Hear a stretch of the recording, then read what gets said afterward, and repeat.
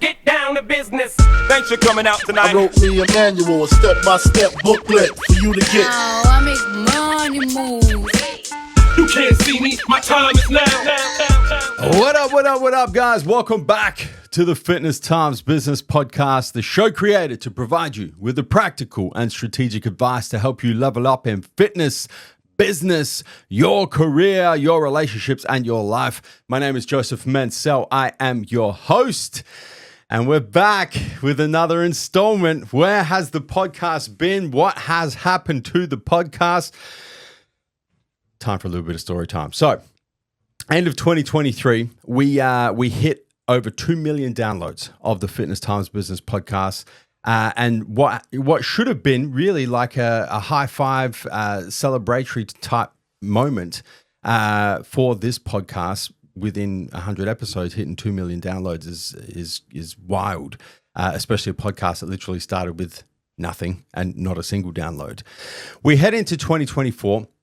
And the goal in 2024 was to shoot fortnightly episodes, once again, solo podcasts, your 4 episodes, bringing special guests, the usual kind of format that we'd had over the last couple of years of the Fitness Times Business Podcast. And we shot the first episode in the first week of January, published that episode. And then I really had to do a little bit of soul searching, for lack of a better term, because I really was not interested in shooting any more episodes. I was like, you know what? This podcast has been much more successful than I had ever hoped it would be. Even back when it first started as the Massive Joe Show many years ago, and then transitioned into Fitness Times Business at the end of 2019. It was only ever supposed to be a passion project for me. And to be completely honest with you, I had lost the passion for it. Episode 99, we published. I listened to the episode back, and I was like, "Fuck!" I as a listener of this podcast, I was like, it's just missing that element of passion that was really one of the most unique elements that had made the show so successful. So I needed a little bit of time away from the podcast. I wasn't sure how long it was going to take. I wasn't sure if I was going to get the passion back for podcasting. I just needed some time away to give it some thought. And at the same time, we kind of, we left the podcast at 99 not out. And there was a triple figure episode looming, a 100th episode looming. So I just needed to really just have some time away from podcasting and really do that soul searching and figure out what I wanted to do moving forward. And this is what I've decided to do. The good news is the passion has returned. The honest truth is I've been ready to podcast for a few months now in terms of the passion returning, in terms of me having things that I really want to say on camera and have them recorded and have them published and for you guys to consume those things. I just wasn't sure what direction I wanted to go in. The also good news is I still to this day get messages, DMs, Facebook messages, emails from you guys who have enjoyed the show in the past, asking when it would return, asking when it was coming back, if it was coming back, how much you have gone back to right through the back catalog, gone back to episode number 1, started listening to all 99 episodes from 1 through to 99 again. And I think for me as well, in combination with my passion coming back for doing this sort of content, really kind of showed to me that, you know what, this passion project of mine has brought so much value to you guys that it really is something that is not just important to me to have an outlet of passion that I can really kind of explore, but really important for you guys as well, because I really didn't think it would have such a positive impact on so many people's lives all over the world. So for those of you who have sent me a message or an email or a Facebook message or anything over the last year while you've been waiting for the podcast to return, I just want to say thank you, because that really has helped me really kind of clarify that this is this type of content, this format of content is something that I do want to continue doing, and something that I am really passionate about. I just needed some time away to kind of figure out what I wanted to do moving forward. So this is what we're going to do. This is going to be the 100th and the final episode of the Fitness Times Business podcast. I want to do one last show, get us to 100 episodes, and then wipe the slate clean. So this will be the last episode of the Fitness Times Business podcast. We're then going to transition into a new show. The name of the show is going to be called In Pursuit. It's going to be the In Pursuit podcast. Why the change? Well, a couple of reasons. Firstly, I want the show to take on a slightly different direction moving forward. Fitness Times Business for me over the last 4 or 5 years of my life and my personal development journey and my career journey has been incredibly appropriate, incredibly fruitful. But there's so much that I do now that sits outside of fitness and outside of business that I want to be able to share with you guys, because I think it's going to add a lot of value to your lives. So I wanted to kind of get away from the Fitness Times Business branding and the Fitness Times Business format that we'd had in the past, the types of guests that we had in the past, and really kind of unlock the ability to discuss things that I'm very passionate about that are outside of fitness and business now. I want to be able to talk to you guys about financial stuff. I want to be able to talk to you guys about mental health. I want to be able to talk to you guys about different mindset strategies that I use and psychology strategies that I've implemented that I found incredibly useful. So I wanted to really kind of shift from Fitness Times Business to the new show, which is going to be called In Pursuit. And really, I spent a lot of time getting some clarity on why this different direction is important to me and how I think it's going to add value to so many of you guys and hopefully reach over and beyond the current listener base as well. And one of the things that became very clear to me over the last year and a little bit away from podcasting is that there's so many of you who are really desperate to unlock your potential and take your life to the next level, whether that is in your fitness, whether that is in your career, whether that is in your business, whether that is just in your personal development, whether that is with your family, all different areas of your life. There's desperation to figure out how to unlock that untapped potential and take all areas of your life to the next level. And so many of you are also willing to do what it takes. You're willing to sacrifice what needs to be sacrificed. You're willing to do the really difficult work, and you're sick of being fed bullshit about how to do it. And this was a big thing for me. There is so much bullshit being publicized and being promoted around personal development, around every area that I know you guys are desperate to unlock. There's just a lot of bullshit out there. And I'm sick of fucking hearing it, which means you guys must be sick of hearing it as well, especially because you've got this desperation to unlock the next level of your life in all areas of life. So I want to be able to cut through that bullshit and give you guys actual practical strategies on how to do it. Right? If you're trying to unlock levels in personal development, this is how you do it. No bullshit. It's going to be hard. It's going to be a lot of work, but it's going to be worth it. If you're trying to unlock different levels in your career or your business, this is how you do it. It's not fucking easy. It's not something that is going to be nicely packageable and sellable in a 10-week course or some bullshit like that. It's going to be years, if not decades, of really hard work and really intense sacrifice. But I know you guys are willing to do it.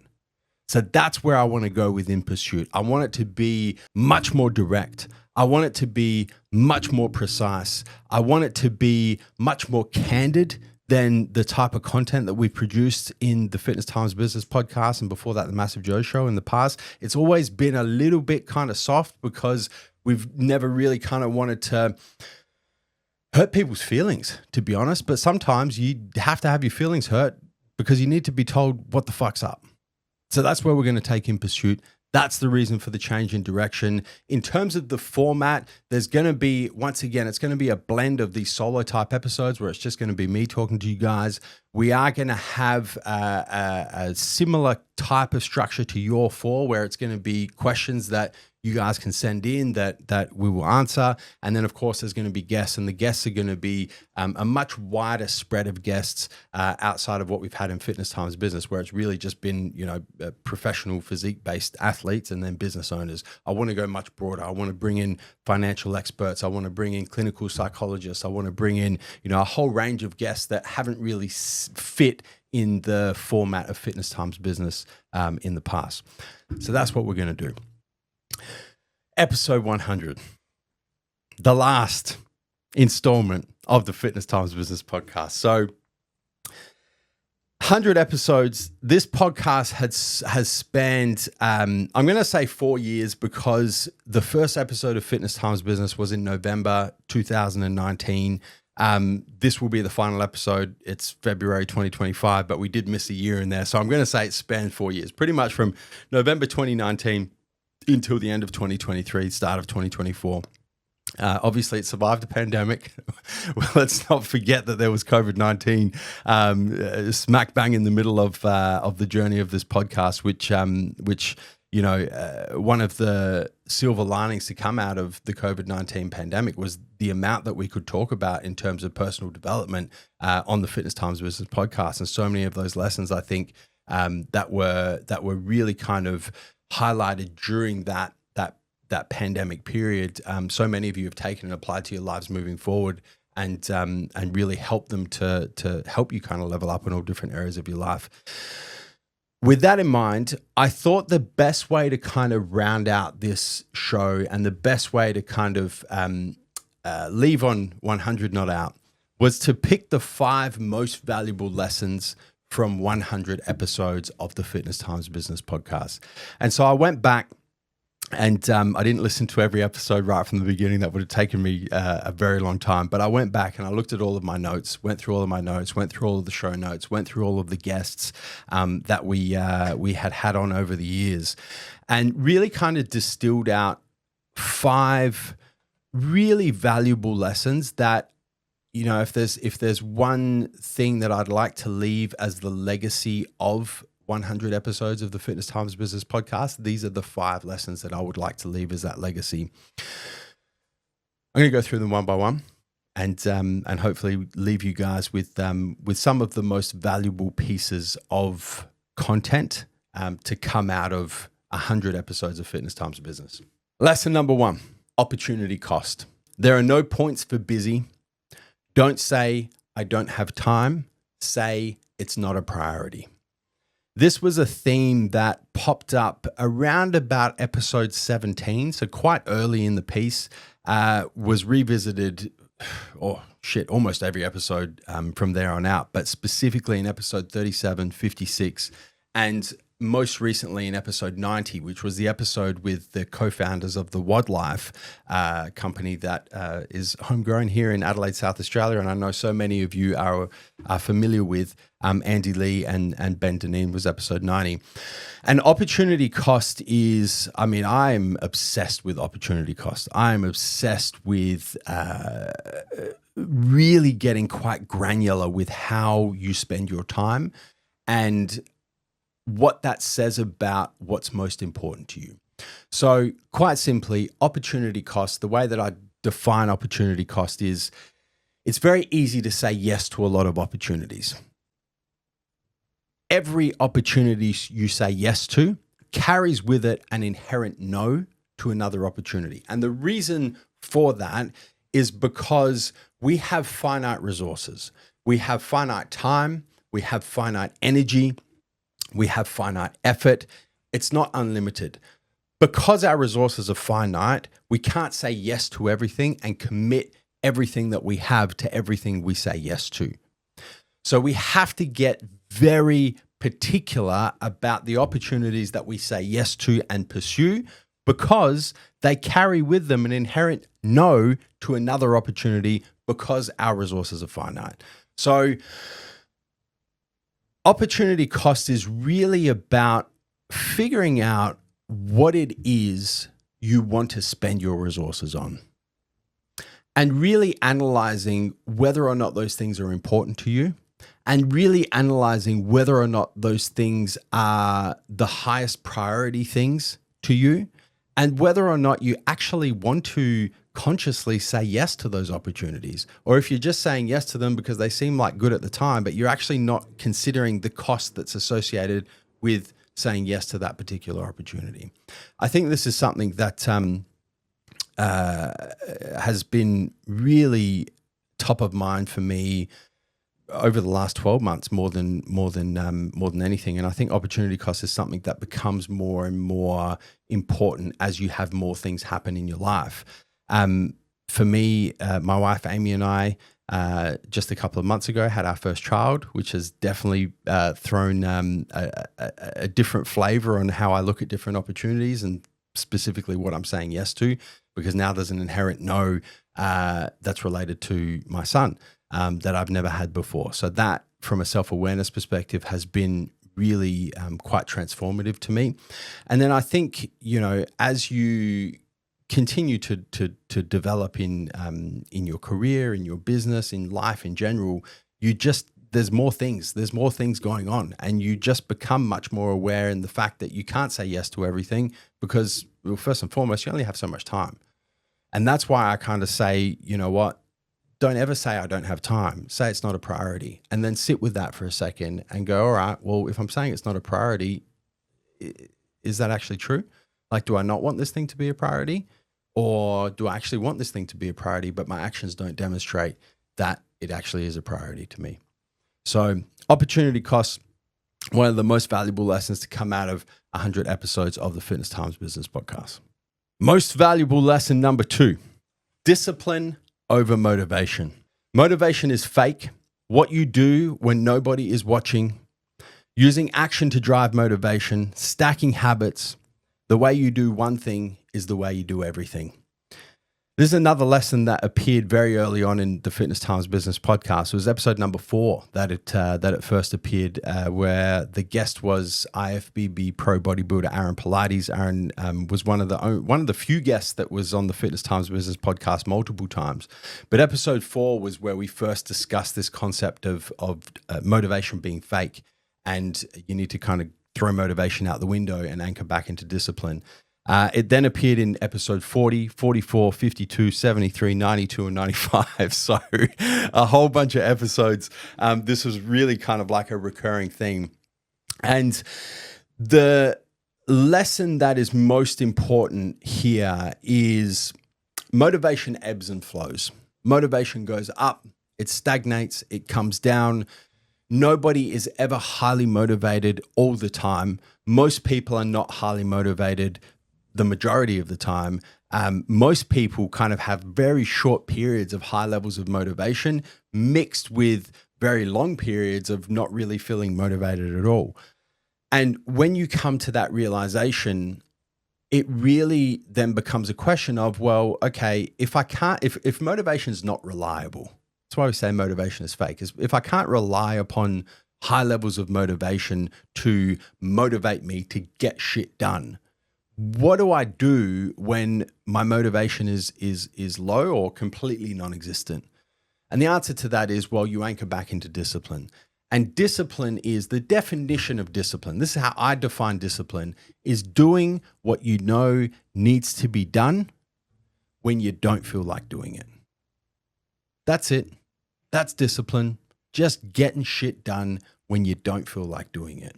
If you can anchor back into discipline, motivation becomes irrelevant. It doesn't matter if you're highly motivated. It doesn't matter if your motivation is non-existent. You just know what you need to do and you fucking do it.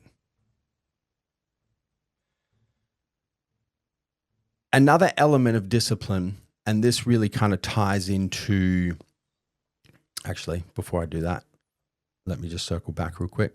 Sorry, you're going to have to do some editing here. This is what happens when I don't podcast for a year. My thoughts are a bit all over the place.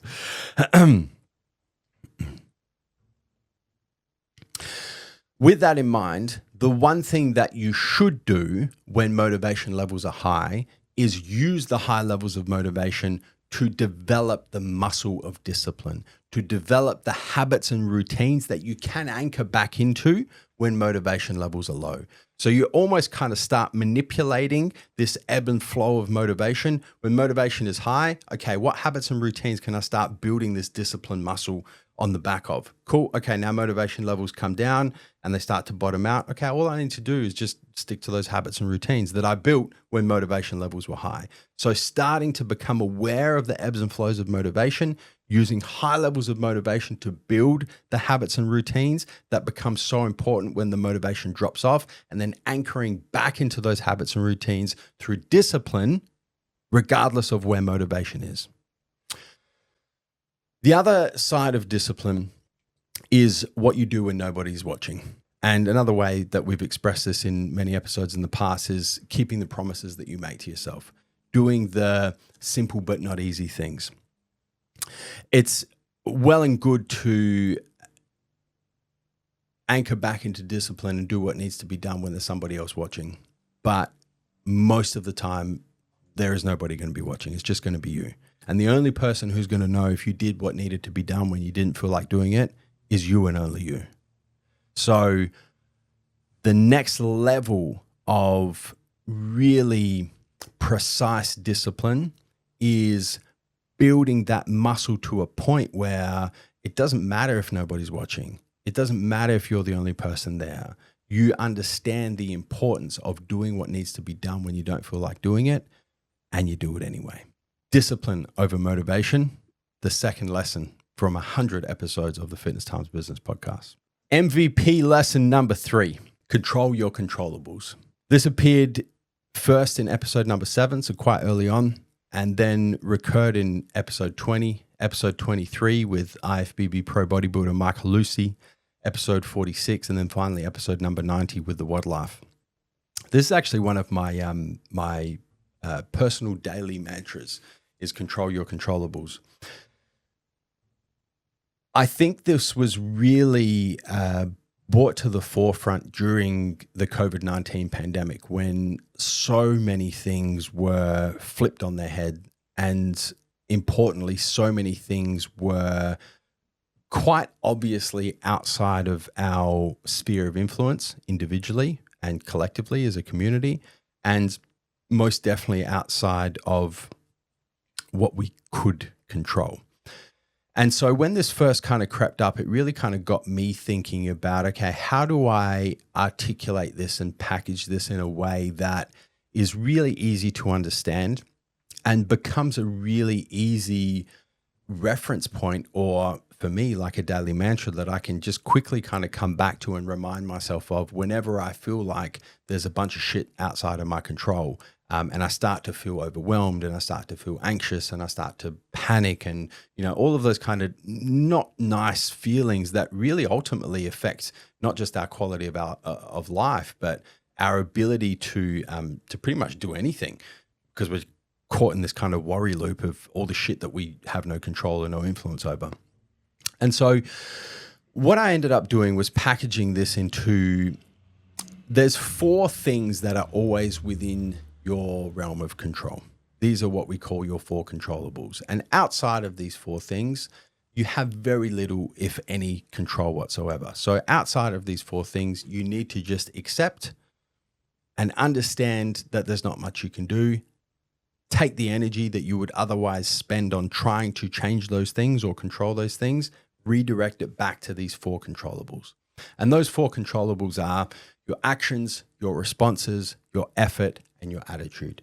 You can always control what you do next, which is your actions. You can always make a decision about what step you're going to take next, about what direction that step's going to be in.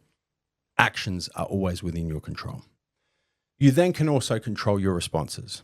You have very little control over what happens to you, but you can always control how you respond to it. You can always control, okay, this has happened. Perhaps it wasn't what I wanted. Perhaps it was what I wanted. Doesn't really matter. The next step is up to me. How I respond is up to me. You can always control your responses. You can also always control your effort, whether you choose to try, whether you choose not to try, whether you choose to give 100% effort, whether you choose to just fly by the seat of your pants and give 10% effort. Whether you choose to leave it all out on the field, whether you choose to phone it in, you are always in control of how much effort you exert in any area of your life. And then finally, your attitude. And this is probably the most important of the four. You always get to choose how you perceive anything that happens. That's 100% on you. You can choose to be optimistic in your attitude. You can choose to be pessimistic in your attitude. You can choose to perceive things as happening to you. You can choose to perceive things as happening for you. You can choose to perceive things that are happening as good. You can choose to perceive things that are happening as bad. Another one of my personal mantras is only good things happen for me. And that is a direct consequence of me choosing to control my attitude. It doesn't matter what happens. I am going to choose to perceive whatever happens as good. It may not be good in the short term. Don't get it wrong. But I'm going to choose to believe that over the long term, something good is going to come from it. So I choose that whatever happens is good. That's how I'm going to perceive it. And then I also choose whatever happens as happening for me, not happening to me, meaning that it's pushing my life in the direction that it's really supposed to go. I just can't see how those dots are going to connect just yet, rather than it's pushing me in a direction that I really don't want to go. So I choose to perceive whatever happens is good and it happening for me, not to me. Attitude is the fourth controllable that is always within your control.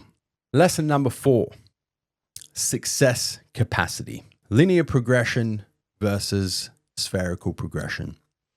This was a lesson that tended to crop up time after time in guest episodes when I was talking to business owners, much more than it did in fitness-based episodes and much more in your for-based episodes. So it first popped up in episode number 14 with John Marnie from Mail Post Haste. It then popped up again in episode 27 with Rob Ferranti from Robbie's Chop Shop, episode 54 with Stu Shannon from Universal Supplements, and then episode 66 with Jamie Skippen from Vice Versa. This was a really interesting one, and something that I have really had to change my mindset on, specifically in the business realm, but really in all areas of my life, regarding success. And I think when we're young, and I'm not talking young in age, I'm talking young in business, young in our fitness journey, young in any type of pursuit, is we generally get a lot of wins on the board quite early. And we start to develop this mindset around, okay, this is how it's going to be the whole time. I'm just going to do the work. I'm going to commit to the process. I'm going to trust the process. I'm going to do the difficult things, and I'm going to progress. And that progression, for the most part, is going to be quite linear. I do the work, I get a result. I make the sacrifice, I get a result. I do the difficult thing, I get a result. And that's works, and that's a nice mindset to have until you get to the point where you're making the sacrifices, you're doing the difficult work, you're making the hard decisions, you're anchoring back into discipline. You're just doing, you're being as productive as you can possibly be. You're just doing everything that you know you can do. And you're not seeing the result. You're not seeing the progress. And I talk about this concept of success capacity when this happens. As I say, when you first start out, you have a certain capacity for success. And that capacity is demonstrated by the fact that you do the work, you get the result. You do the work, you get the result. And that kind of happens until you reach the limit of that success capacity. And then you stop getting the result. And the reason why you stop getting a result is because you actually haven't built the capacity to continue to progress. And the only way that you can enhance that capacity for success, or that success capacity, is to do more difficult shit, to do things that are harder than what you've ever done before, to make sacrifices that are greater than what you've ever made before, to anchor into discipline when your motivation levels are lower than they've ever been before. I kind of think about it like almost like squishing a spring. if you've got like this big spring and you're kind of squishing it down, and as you're squishing it down, that's you doing difficult things, that's you making difficult decisions, that's you sacrificing things you've never had to sacrifice before. And as you're doing it, you're not really kind of seeing much progress, but you're building this capacity, and you get to a point where the spring's fully compressed and you let it go and it just explodes. And that's you leveling up and getting to the next level of success because you've built the capacity to do so. This is really important with any area of your life where you're kind of scratching your head and trying to figure out what the fuck is going on, because you're doing everything that you know you can do and you're just not getting the result that you expect to be getting. The one lesson that I really want you guys to take out of this is just don't quit.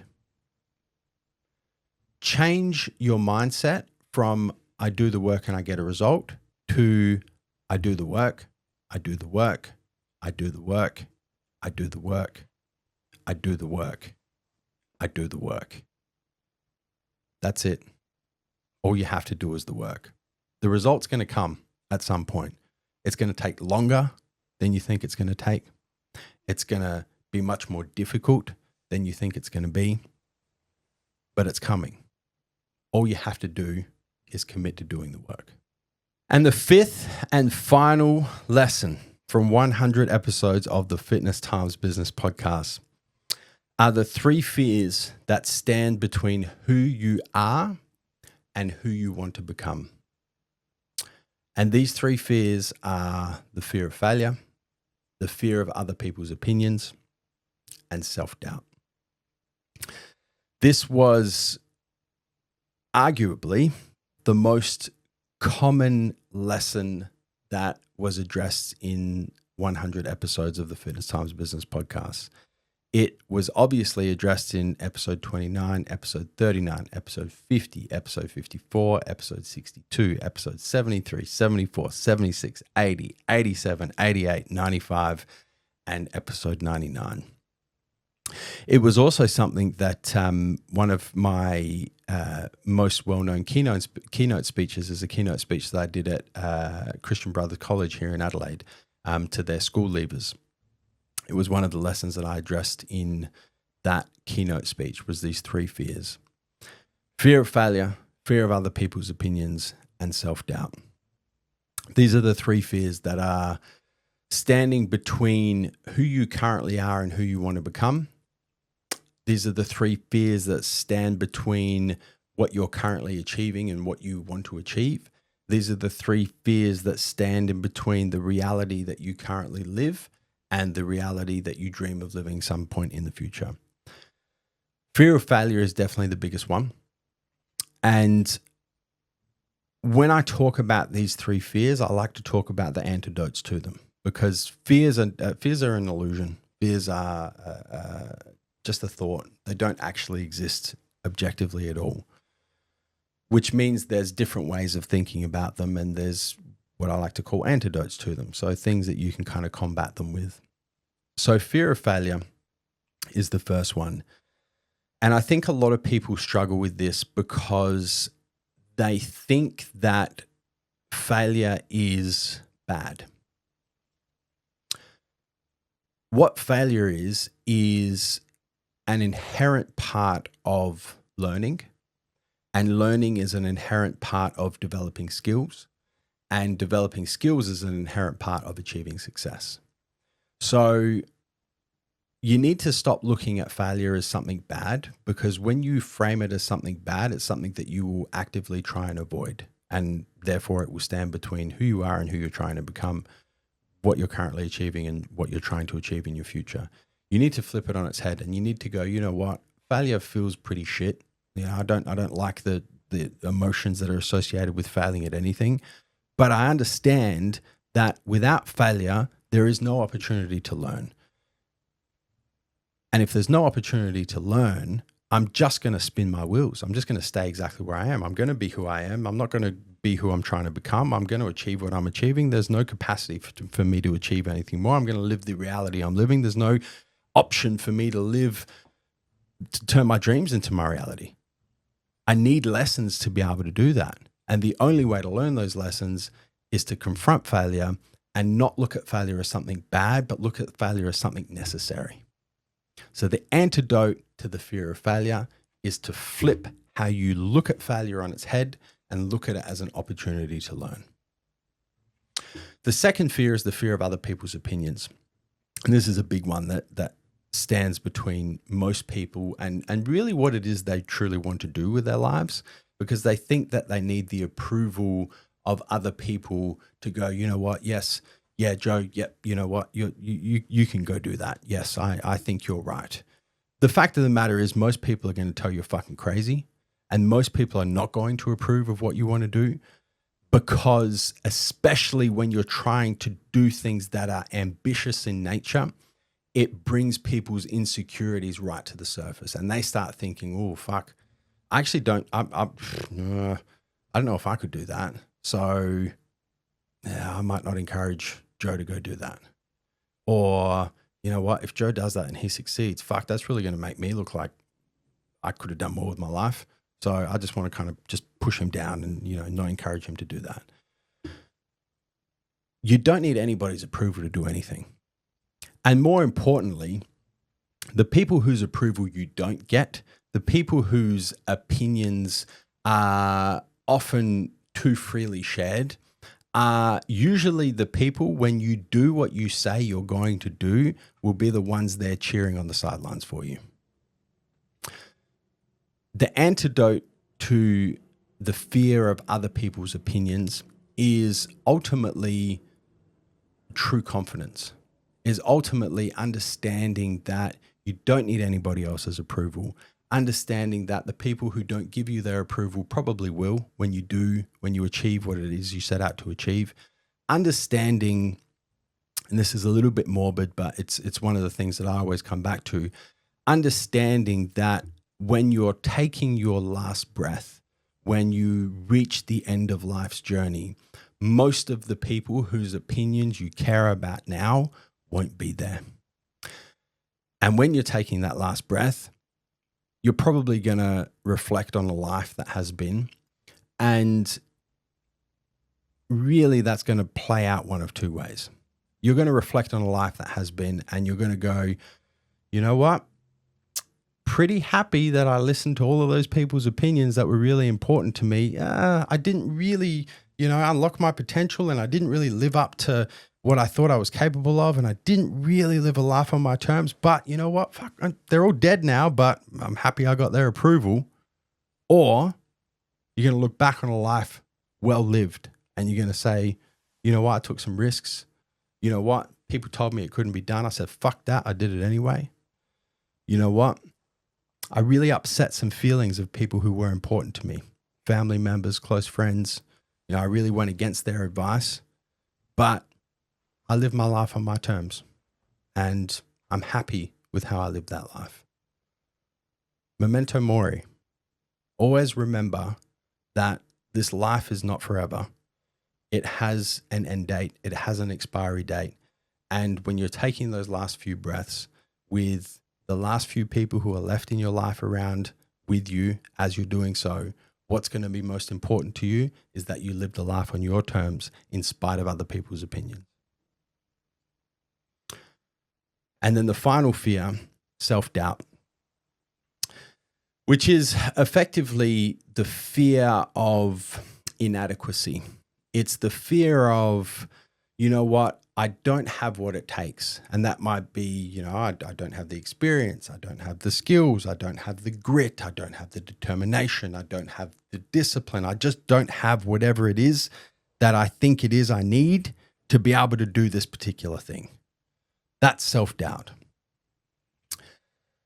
The antidote to self-doubt is understanding that the first time you do anything, you don't have the skills and experience to know how to do it. It's a very similar fear to the fear of failure, manifests slightly differently, but the antidote is once again very similar, is understanding that the only way to develop the skills and experience required to do whatever it is the fuck you want to do is to go and do it. Understanding that even the most esteemed distinguished experts in whatever field it is that you admire them for being an expert in started as beginners. They all started as beginners. And they all had no fucking idea what they were doing. They all experienced the fear of self-doubt. They all experienced the fear of inadequacy. But they said, fuck it.